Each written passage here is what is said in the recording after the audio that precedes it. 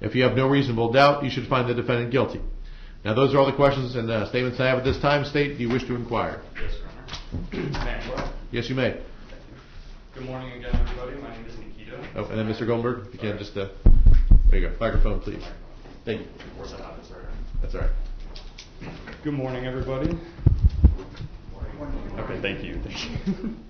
So, one of the main reasons we do jury selection, among some of the other ones the judge said, is this is how we choose a fair and impartial jury. One of my main goals today, and I think both sides can agree on this, is that we want Mr. Huffman to have a fair trial today. We also want the state attorney's office to have a fair trial today. Both equal. Now, I understand it might not have been the thing you wanted to do today, and kind of by a show of hands, who, when they got their jury summons in the mail, who looked at it and said, there's nothing I'd rather be doing on that day than coming to the Pinellas County Courthouse and sitting in a jury veneer.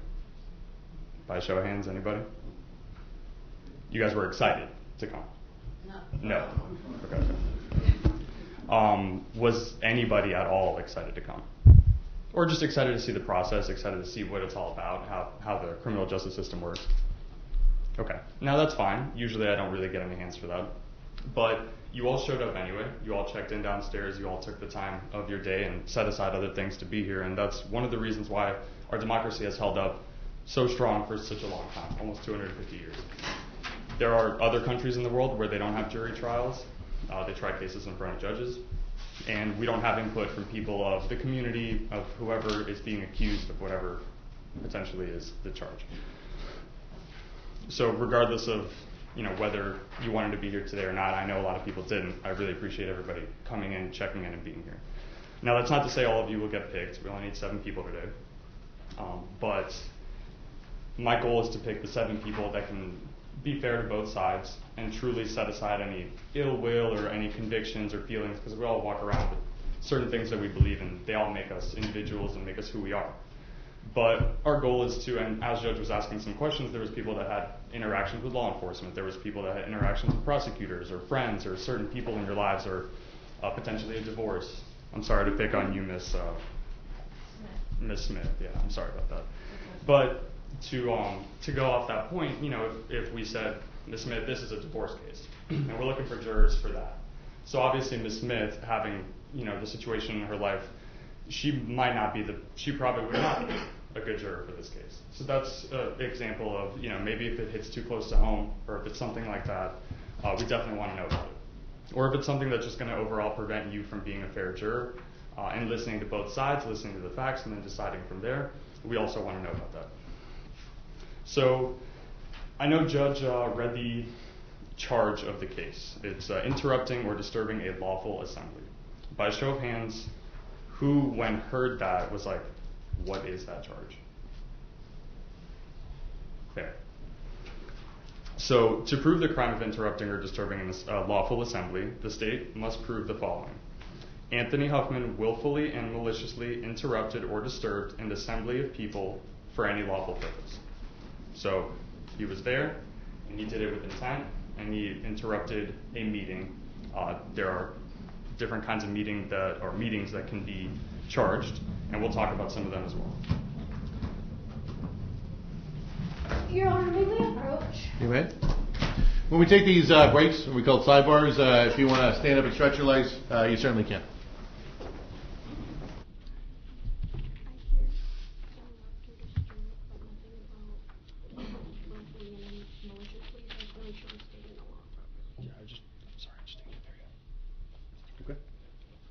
So be it.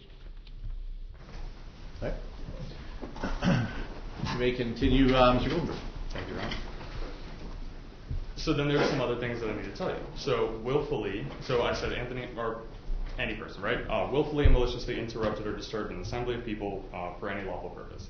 Willfully meaning knowingly, intentionally, and purposely. So he did it, it wasn't an accident, right? The person in question. He knew what he was doing.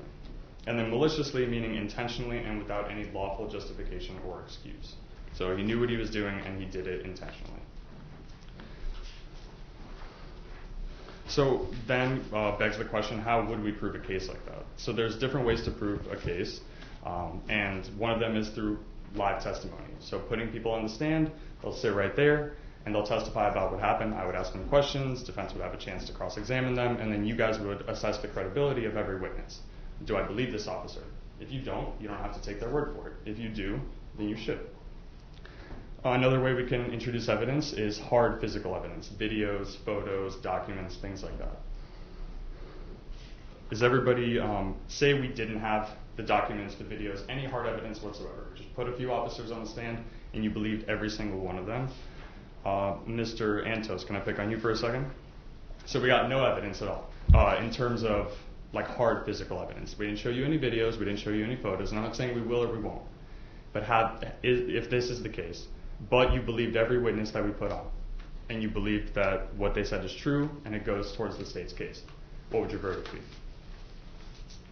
So the question isn't whether or not I could believe them. No, it's just, yeah, you believe them, and there's no necessarily physical evidence. Maybe we didn't introduce a video, maybe we didn't have a video, right? Something like that. Would you be okay with just testimony giving you enough to decide one way or another?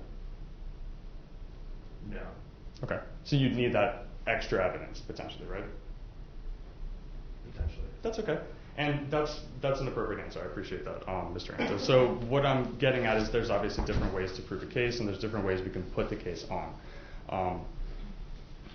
And to go, to that point, the state attorney's office, something that we kind of say in our office sometimes is we don't build the planes, we just fly them. Law enforcement is the one in our world, I guess, who kind of build the planes. They go out, they do investigations, they potentially make an arrest, sometimes they don't make an arrest, interview witnesses, collect evidence. Then they bring it to the state attorney's office. Not always during that process is somebody arrested. Now, Ms. Clemenson, I know you're an attorney, or a former attorney, congratulations. Maybe I'll get there someday. Would you be a fair and impartial juror in this case? I think so, yes. Is there anything about your line of work that would make you fair and impartial? Or, I guess, lead you to believe that you could be fair and impartial here? My line of work that would make me fair and impartial? I'm used to hearing evidence, I guess. Right. Now, if there wasn't an arrest in this case, I'm not saying there was or there wasn't, if there wasn't, potentially, would you be able to still hear the facts and be fair and impartial and still render a guilty or not guilty verdict? Yes. Now, does everybody agree with that for the most part? And just to kind of echo off that, and you're good, Ms. Clemenson, you can sit down. Sorry, I don't mean to keep you standing. There's different ways that the police can bring a charge. And, usually it's given to the state attorney's office. And so I guess what I'm getting at is there's not always an arrest made in every situation. Mr. Walsh, are you okay with that? Yes. Okay. That would negate anything if there was or was not an arrest made in this case? No. Okay.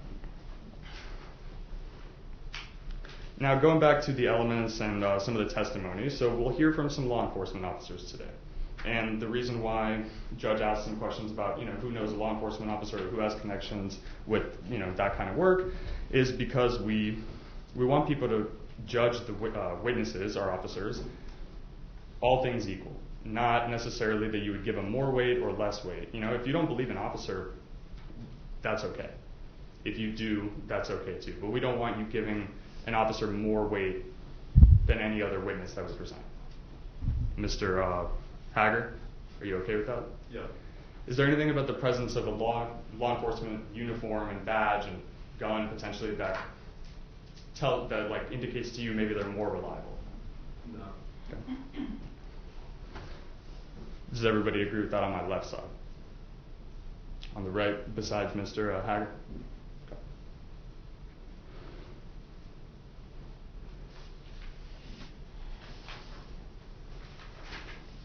Ms. Foki, you said that you would have some bias towards law enforcement. Yes. Right? Saying that you would believe their testimony more, potentially? What if it was just a different kind of officer, right? Like aren't all officers, wouldn't you agree that all officers are human beings, right? They're different people. Some may be more credible than others, right? Correct. So would you, if chosen for this jury, would you still be able to differentiate maybe, okay, this is an officer I trust or maybe I don't? Would you be able to come into the facts, all things equal? and maybe leave some of your personal relationships and some of those things aside. I believe so. Okay. I appreciate that. Thank you. Ms. Kenny, Yes, your son works for the sheriff's office. correct. Okay. I appreciate what he does. Is there anything, does he come home and, or you probably don't live together, right? Oh, okay. Does he come home and tell stories? You know, maybe you guys are sitting having dinner. Does he ever tell you about kind of what he does, or? He's a grown adult, he doesn't live with me. That makes sense. But does he still share? I mean, I'm sure you see him, right? Do you still keep up with him? He doesn't share. Okay. Do you ever ask? No. Okay, so then would it be fair to say that you could be a fair and impartial juror? In this case, you wouldn't think, oh, my son is a law enforcement officer, so I'm going to weigh these officers No. better or worse. Okay. Thank you. I appreciate that. Mr. Ballesteros, same kind of line of questioning for you. You have a cousin contractor working for ICE, you said, and then a Tampa PD detective. Yes. How long? Who is the detective to you? I'm sorry if I missed that. He's a friend. He goes to our church. Oh, okay. So, Do you have a lot of interactions with him? yeah. Does he? I'm going to ask you the same question I asked Ms. Kenny. Does he kind of ever share stories, or do you ever ask? Are you ever curious about what he does? He does share some stories. Yes. Are you interested in that? Are you kind of a crime TV kind of person in a way? I don't watch a whole lot, but it is intriguing. Okay. And is there anything about having those interactions and those people in your life that would prevent you from coming into this case, sitting, listening to both sides, and giving any witness just, I guess, no greater deference or less deference than you would ordinarily? I can be impartial. Appreciate that. Thank you. Now, Mr. Rupert, you answered a bunch of questions for Judge. You kind of hit a bunch of the boxes. Sure. So you were a prior juror and then law enforcement in your family as well? Yes. Prosecutor's sister? Correct. Interesting. Sister-in-law. A little more removed than maybe sister, I guess, yeah. Does she ever share stories of, prosecuting cases or things that she does, cases that she handles, anything like that? I understand what she does, but we don't talk about specifics or cases in general. Right. Would anything about those interactions prevent you from being fair and impartial today? No. Would you be able to give Mr. Huffman the same level of respect and as you would, I guess, for the state attorney's office? Yes. Thank you. I appreciate that. Now, we're also, was there anybody I missed that had any sort of law enforcement ties? That feels like sharing. And then, Mr. Kreisman, I forgot about you as well. And then Mr. Stewart, briefly, you have a friend that's a detective, right? Yes. Would you be able to be fair and impartial? Yes. Perfect. That's all I need. Thank you. Mr. Lambert? No, I'm sorry. Kreisman. No. Sure. You could be fair and impartial in this case if you needed to? I don't think so. That's fine. And I really appreciate your answer. And what Mr. Kreisman just did for everybody is exactly what I'm looking for, right? One way or another, it doesn't necessarily have to be that exact answer, but just an honest answer, a genuine answer to help us pick a fair and impartial jury. So somebody besides law enforcement that we're going to have here is a city council clerk. She is a salary employee of the city council in Clearwater. She's not a law enforcement officer. She's not going to come in here wearing a badge. She's not an elected official. Ordinary witness. Ms. Davis, would you think, oh, she's on the city council, I'm going to give her more weight if she testifies? No. Would you give her less weight? No. Impartial.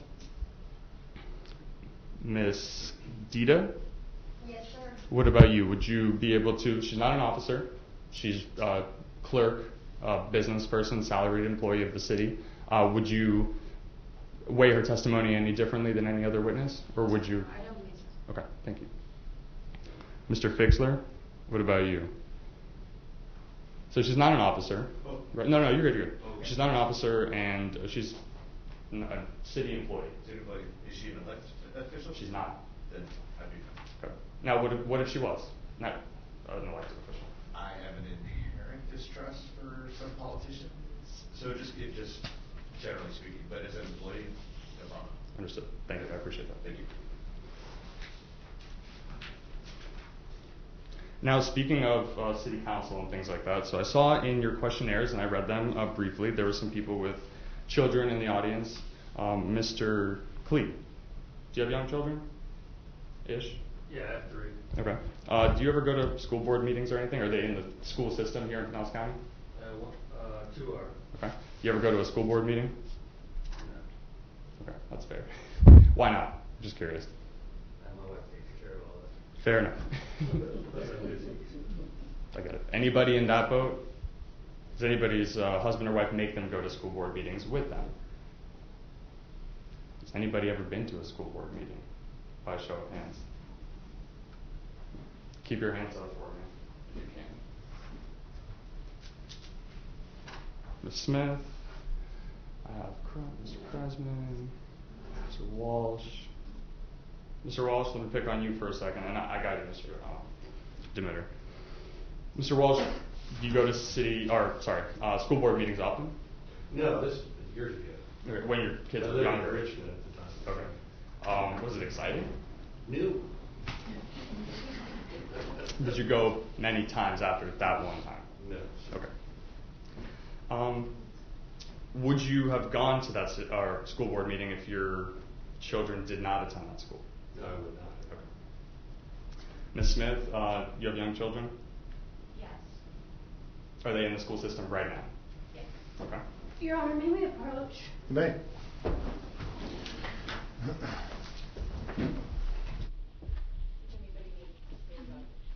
Oh, one second. Let's wait till she's up. Confused where this is going because this has nothing to do with the school board or kids.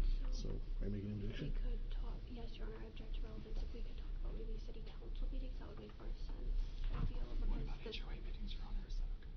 Well, what's the relevance? Fair question.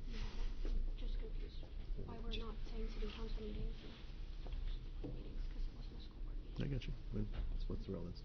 Your Honor, I believe the relevance is that there gets a lawful assembly, just different versions of lawful assemblies, and they're going to see a city council meeting, but I'm sure a lot of people here haven't been to a city council meeting, so just getting other assemblies. Should we start with city council meetings? I can't tell them what to do, but based upon his answer about attending an assembly, that's all we'll rule the objection. Thank you. Okay. You may continue, Mr. Goldenberg. Thank you, Your Honor. Yes. Ms. Smith, so you said you had some children in the school system now. Do you go to any school board meetings, or have you in the past? One is in public and one is in private. So the private school ones we have to go to. They force you to go? Interesting. Parent participation. Right. We don't get an award. You get a gold star for that, I'm sure. Well, I'm sure your kids appreciate it. I guess the school forces you, so they probably appreciate it too. And I get upset. I get sad. that you have to go?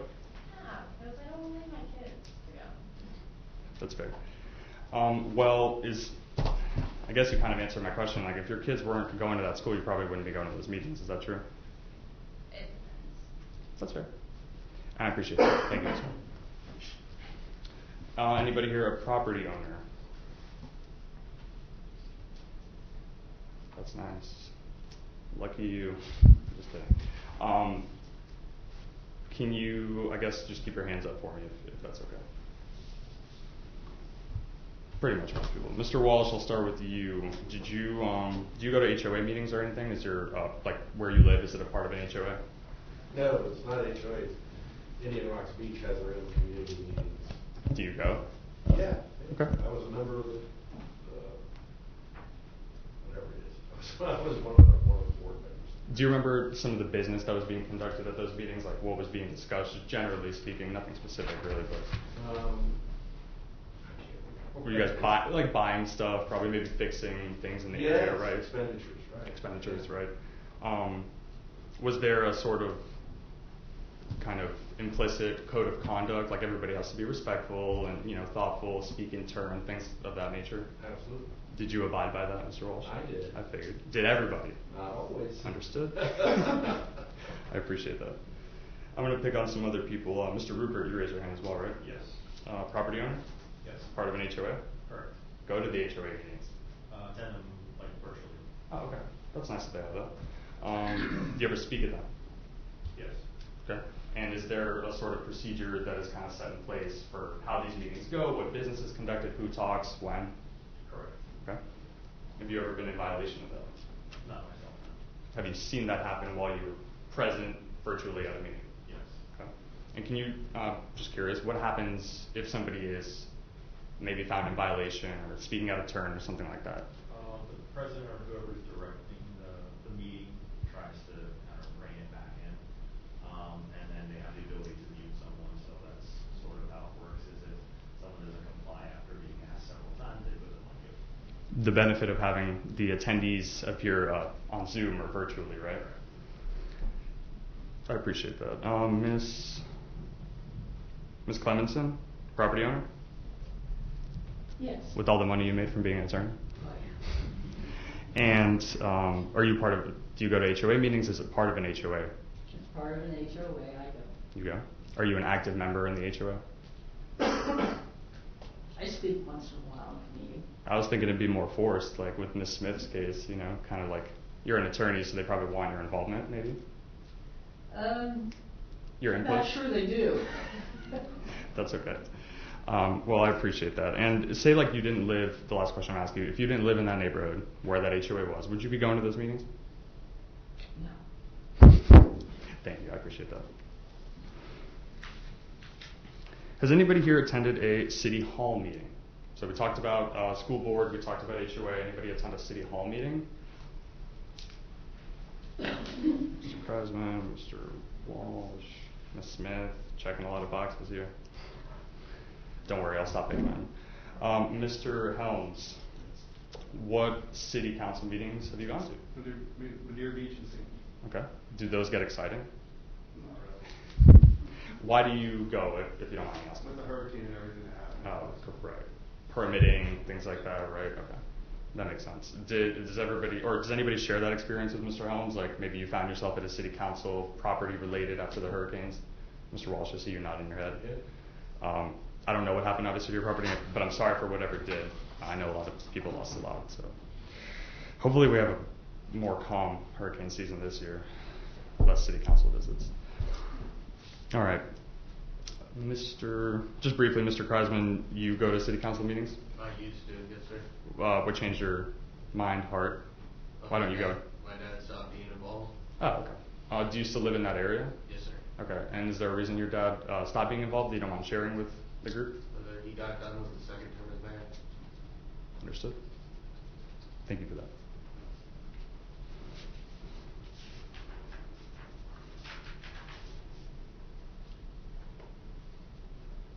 Mr. Hager, do you own a property?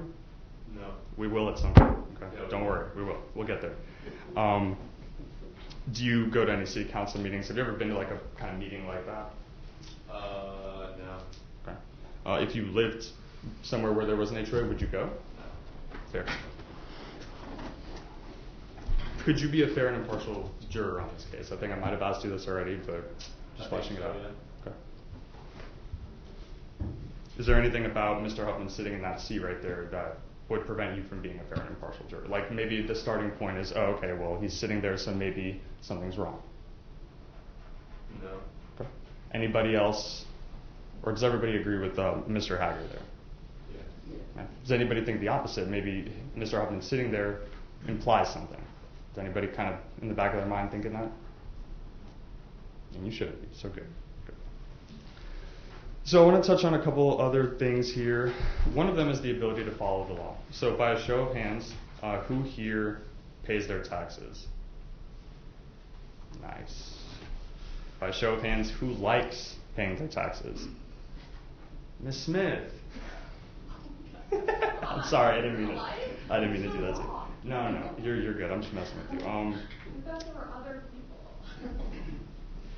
Why do you like paying your taxes? Well, because it helps contribute to a whole big melting pot of community. Right. Totally agree. You know, law enforcement, firefighters, EMS, right? The school board system, everything in between. So of course, I get that. But most people, unlike Ms. Smith, most people do not like paying their taxes, but it's a law, right? Mr. Hager, I see you kind of shaking your head like you're like, I'd probably get in trouble if I didn't, right?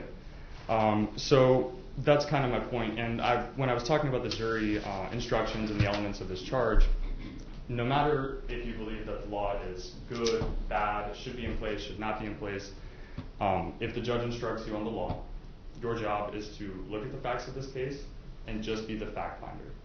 You're not to worry about the sentence, potentially, if Mr. Huffman is found guilty. You're not to worry about anything else. You're just to look at the facts, follow the law that is given to you, and see, okay, does the facts that were presented to me, does that apply to the law? Does it fit with the law? And then if you find that it does, then Mr. Huffman is guilty. If you don't find that, then he's not guilty. Does that make sense, Mr. Antis? Is there anybody here that would have trouble following a law that maybe they don't agree with?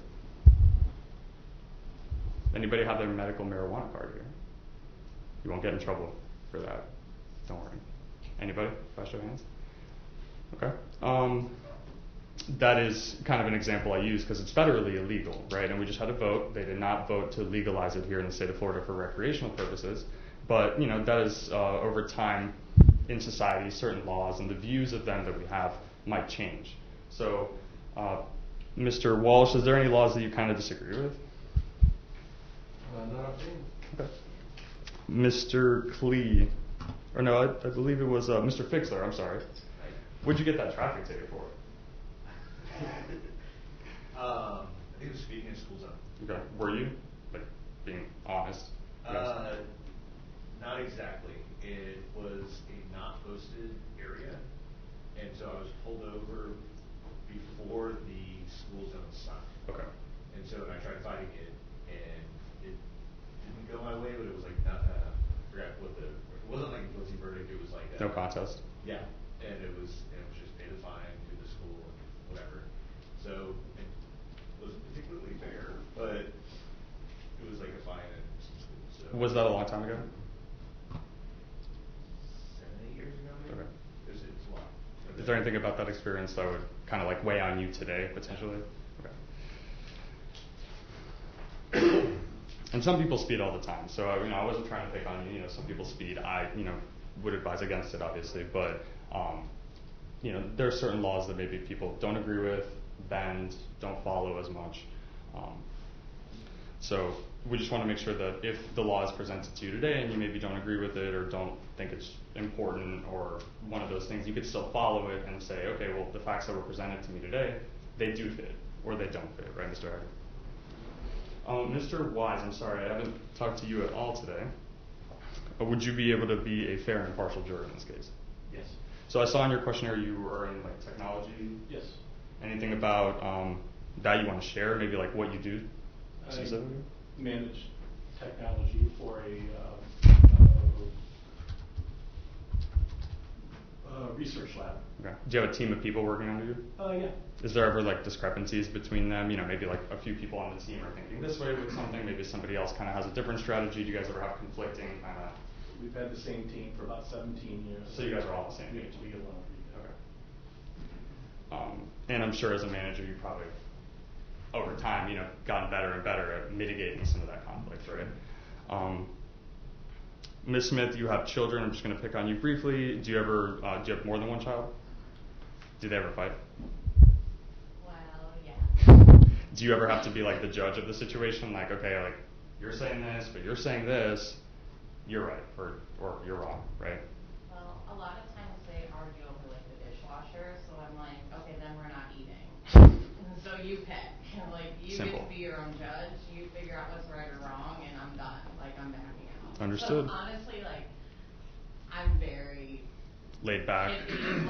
Yeah, I'm like, hey guys, I get let's it. just love each other and say you're sorry and hug. I get it. But they're sweet, so they do. They Okay. listen to me. Mr. Klee, you have children as well, right? Do they ever fight? Sure. Do you ever have to be the judge, I guess, like I asked Ms. Smith, do you ever have to like step in and be like, okay, this is what happened or this is not what happened? Almost every day. Anything about all of those experiences collectively that would lead you to believe that you would be a fair and impartial juror, maybe use some of that insight here today? I think it'd be very impartial. Appreciate that. Now briefly, I want to talk about beyond a reasonable doubt. So the state attorney's office, the state here, we have the burden of proving this case. We have to prove this case to you beyond and to the exclusion of every reasonable doubt. So the key word there is reasonable. Mr. Or how about this, Miss Wolford? I don't think I've talked to you, I'm sorry. Do you have any children? No. It's okay. Have you ever told anybody, maybe a friend, like, hey, anything is possible, go for it? Sure. Okay. would you agree that everything is reasonable, right? Like, just because everything is possible doesn't mean it's reasonable, I guess is what I'm trying to say. Not everything's reasonable, I guess. Right, right. Me winning the jackpot $1 billion lottery, possible, right? I agree. Possible. Mr. Clee, is it reasonable? Probably not, right?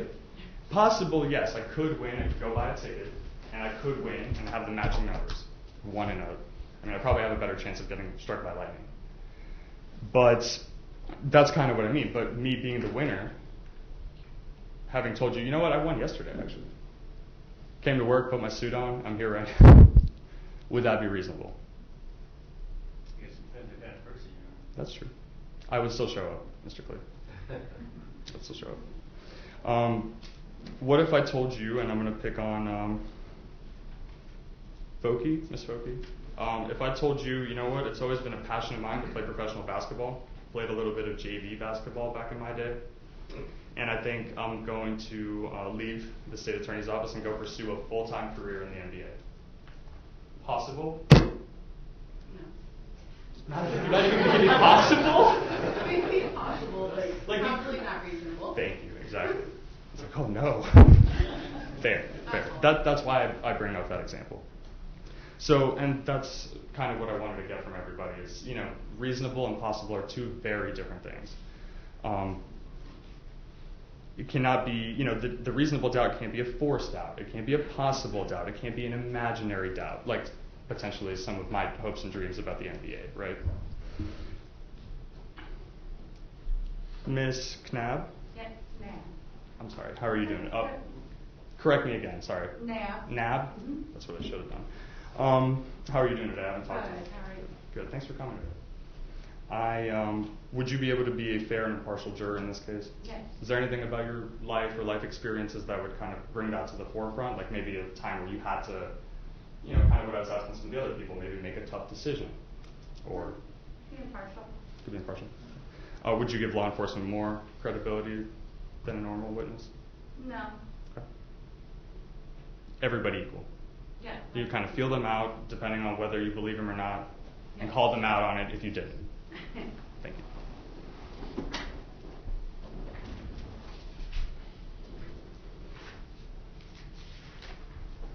So I also want to briefly touch on something that is, I think, very important and could come up in this case. Is everybody familiar with the First Amendment? Okay. Mr. Balestro? Sorry, I'm going to be doing that, I guess. Mr. Ballestero, what do you know about the First Amendment besides that it's our First Amendment, right? Like, free speech, right to assembly. Yeah. would you consider it an important amendment? Okay. Yeah, I think that's why we made it first, right? So I just want to briefly talk about that because over time we've potentially changed our view as society, as you know, as we've strayed away from the revolutionary times and some of the, like our history that we have in our country. We've kind of fine-tuned to some extent what might be protected and like what isn't, right, in terms of free speech. Miss Davis? Yeah. What's your favorite movie? You a Twilight fan? It's okay. Okay. Is there a movie that like you have been waiting for, you know, maybe at some point in your life you're waiting for it to come out in theaters? Can you think of anything like that? No, it's not really better than movies. That's okay. Who here goes to the movies? Okay. Mr. Walsh, I've talked to you a lot. I'm sorry, I don't want to keep picking on you. So I'll talk to Mr. Antos. Mr. Antos, what's a movie you recently anticipated and then got to see? The new Jurassic Park. Okay. Was it good? I haven't seen it since It was a letdown. Oh, okay. Well, say you just got there. You just got your popcorn, you got your soda, you're hanging out, you know, you're there with whoever you came there with. The movie's just about to start. They just finished the commercials. Somebody screams, "Fire! Fire!" And everybody starts scrambling. Now, there isn't a fire. That's the caveat. Somebody just yelled it. Would you be okay with that? Movie gets interrupted, people start scrambling, fire alarm gets pulled, like all measures are taken.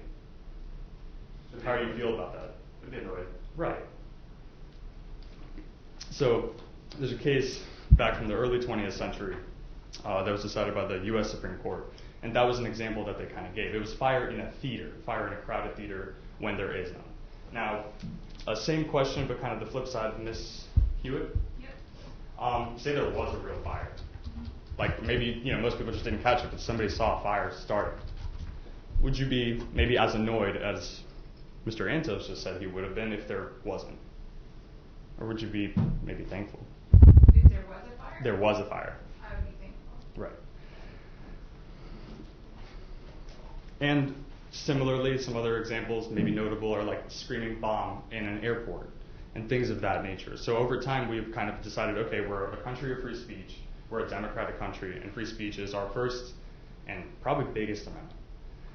But we fine-tuned it to potentially curb certain types of behavior that could be very disruptive, or could be violent, or could lead to chaos, riots, things like that. So is everybody okay, I guess, with not all speech is protected by the First Amendment? Mr. Walsh, are you okay with that? Yes. Right. And like with what I was, I guess, saying, right? Like those, you can say whatever you want, wherever you want, I guess. But there's limits, and circumstances kind of dictate what speech could be protected and what can't be. By show of hands, does anybody disagree with that on my left side? On my right side, does anybody disagree with that? I don't disagree, but I have a question. Of course. If I can answer it, I promise I'll try. Okay. So the fire example, what if it's a different emergency, but they just needed to get attention, so they yelled out fire? My gut would say if there was an actual emergency and maybe somebody yelled fire, like just to get attention, just to get attention. Because a lot of times women are told, if you're in an emergency, yell out fire. I've heard that from women close to me in my life. And I would, my gut would lean towards that would probably be okay. As long as there is a legitimate emergency and there's a legitimate reason for somebody to come, something to be stopped, something to be interrupted, then I would probably lean towards that being okay. And the exact language that court used, and I believe it was like 1909 or maybe 1919, something like that. The Supreme Court justice said yelling fire in a crowded theater. So I don't think really movie theaters were a thing back then. A lot of people, were still going to plays and things like that. So that's where that came from. But equally, I think it could still be applied today, obviously, with the bomb in the airport example and things like that could create a disturbance, right? Send law enforcement scrambling or shut a park down wherever you are, right? Something like that. Does that make sense? Does that answer your question? Okay. So I guess it just depends on the circumstance. Okay. Mr. Ballestero. Did you have a question? I do think it's a slippery slope. Of course, some words should never be said, and there should be rules against that, but it's hard. Where do you draw the boundary? Of course. And yeah, I guess that's my main issue. And that's fair. The boundary is probably drawn around the circumstance of what's going on. And kind of like you're saying, like it probably is a slippery slope. What about the golden rule? Treating others how you want to be treated, being respectful. I guess that inadvertently or conflicts directly, I guess, with the First Amendment. Because the First Amendment says you can say and do what you want, right, I guess. But the golden rule says, hey, still be respectful. Treat others how you want to be treated. So I agree with you. And I think that's something, over time the legislature and the courts have kind of played around with. And, like I was saying initially, we've decided, okay, some speech is protected no matter what. And some speech can be unprotected depending on the circumstance. Fair? Does anybody have any questions about that?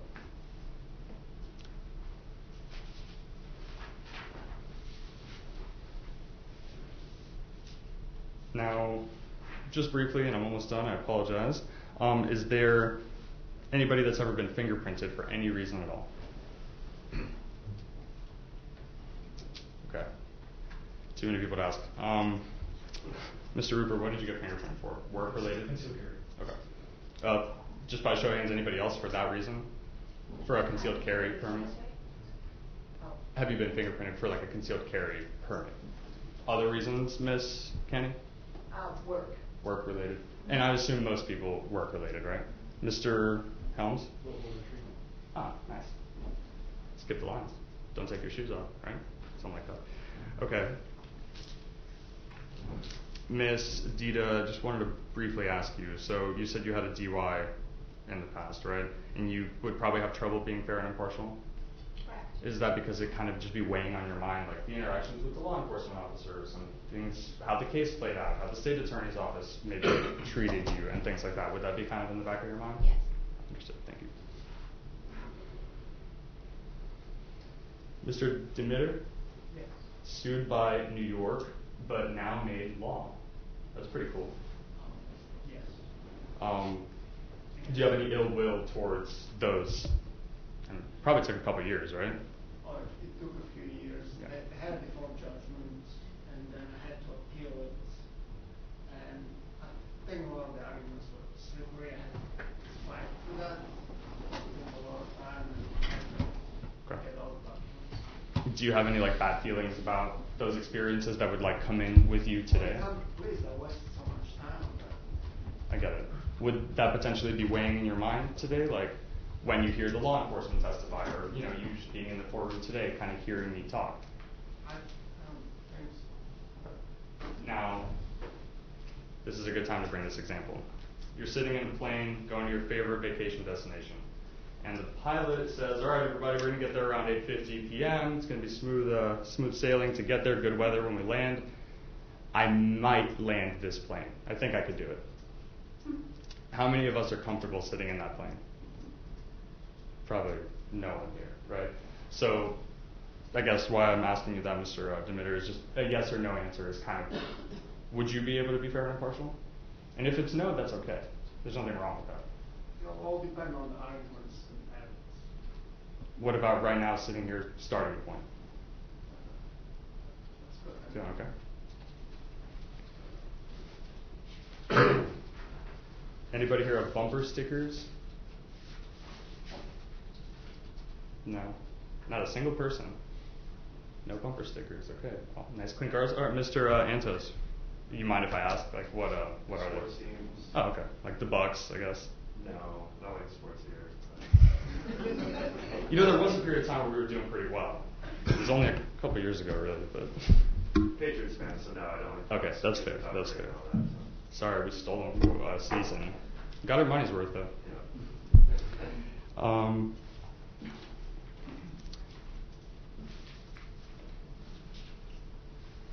Your Honor, a moment to confer. Yes.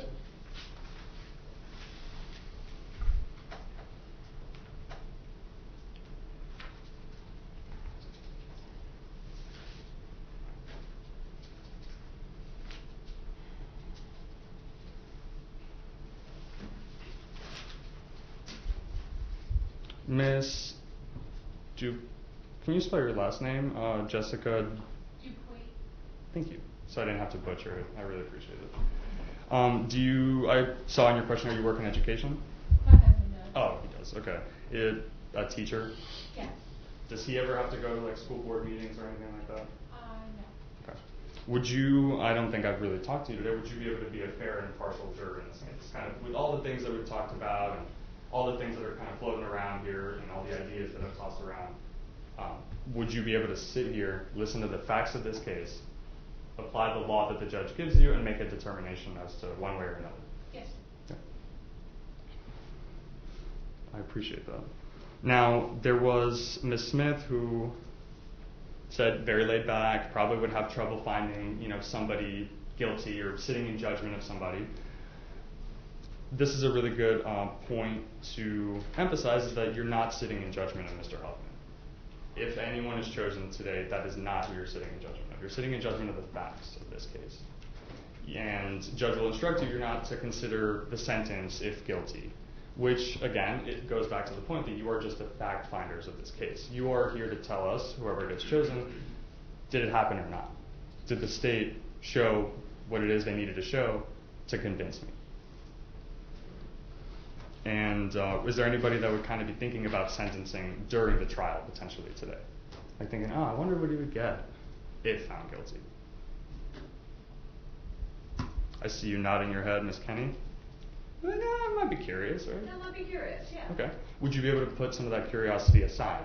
Oh, yeah. And just look at the facts, look at the law, Yeah. and then let judge do his job if that is what it came to? Yes. Does everybody agree on my left side? On my right side, everybody agree? All right, I would like to thank everybody for their attention today, and I ask that you give the same level of respect to defense as you did to me. Thank you very much. Thank you, Mr. Goldenberg. Defense, you wish to inquire? Yes, Your Honor. Ms. Evans. So that's the end of part 3. Thanks for watching.